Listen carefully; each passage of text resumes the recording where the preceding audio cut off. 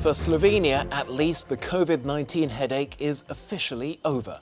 It's the first country in Europe to declare an end to its epidemic. Authorities say they've recorded fewer than 7 new infections per day for the last 2 weeks in a population of 2 million. Well, so far, in total, the country has reported fewer than 1,500 coronavirus cases and 103 deaths.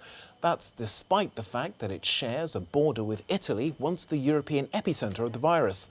After recording its first case on the 4th of March, it then went into lockdown 8 days later, one of the first countries to impose emergency measures. This included closing schools, shops, restaurants, bars and public transport. Well, for more on this, we can speak now to Jelko Kacin. He's the official speaker of the crisis unit for the Slovenian government. Well, thanks for taking time to speak to us here.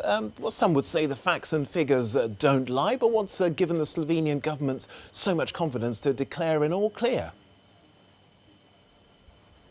Well, good evening. Slovenia recorded just one new coronavirus infection for the second straight day on Thursday, as the number of patients hospitalized by COVID-19 dropped to 29. It was today the first day we have less than 30 patients in our hospital. No new deaths have been reported. Out of these 29, only 7 need assistance, ventilations. All the others are just in hospitals. And we believe that in a few days there will be a next drop. We simply expect that we will be below 20 in the beginning of next week. Okay. Well, it seems you've clearly demonstrated that you've flattened the curve, but nonetheless there are still active cases in the country, as you've said, and many cases in countries nearby. So is there not sort of a feeling that this act might be a bit premature? Well, we officially declared that this epidemic will definitely expire by the last day of May. But it depends very much what is going to happen in the meantime. We hope that these positive trends will go on. In the case that something goes wrong, then we will have to go backward.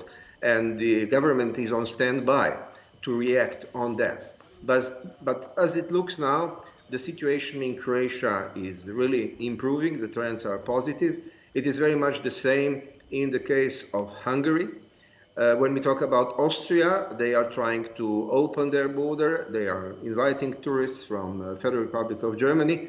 Only in Italy, there are still some problems, and they still implement the measures for their own citizens when they are coming back from Slovenia. This is so what do you credit your success down to?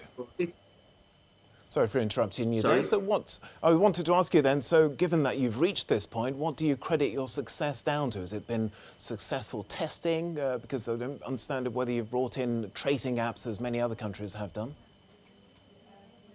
Well, we have implemented very strict measures. At the same time, we're really communicated with our public on the daily basis. We have regular press conferences every day, and we are really communicating, and the situation awareness among people is extremely high. That is one part of the story. The second part of the story are, let's say, some cultural specifications. We belong to the small country, and every life is extremely valuable for us. So we really try to react immediately, and on the basis of that, our hospitals were not filled up with patients. There were always enough free beds in our hospitals.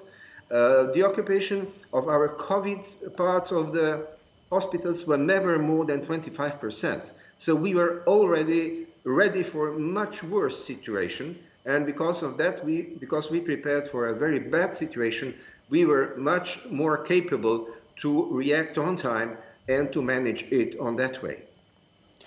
Now, we don't have a lot of time left, but I just wanted to ask you before we let you go, you're allowing EU residents now to come back into the country. What steps are you going to take to reduce the risk of infection returning? Well, we are welcoming all the EU members, only in the case that they have spent more than 40 days, I mean 2 weeks outside of the EU member state, they will have to implement quarantine for 2 weeks. This is the only limitation. In the case that citizens outside, from the countries outside of European Union would somehow have signs that they have problems, we can deny the entrance for them. But among the countries of EU and the members of common market, we simply believe that we are on the safe side, and we hope that this announcement will somehow strengthen the ambitions among people that we are on the way back to normal. Jurko Kacin, official speaker from Slovenian government's COVID-19 crisis unit. Thanks for taking time to speak to us here on the programme.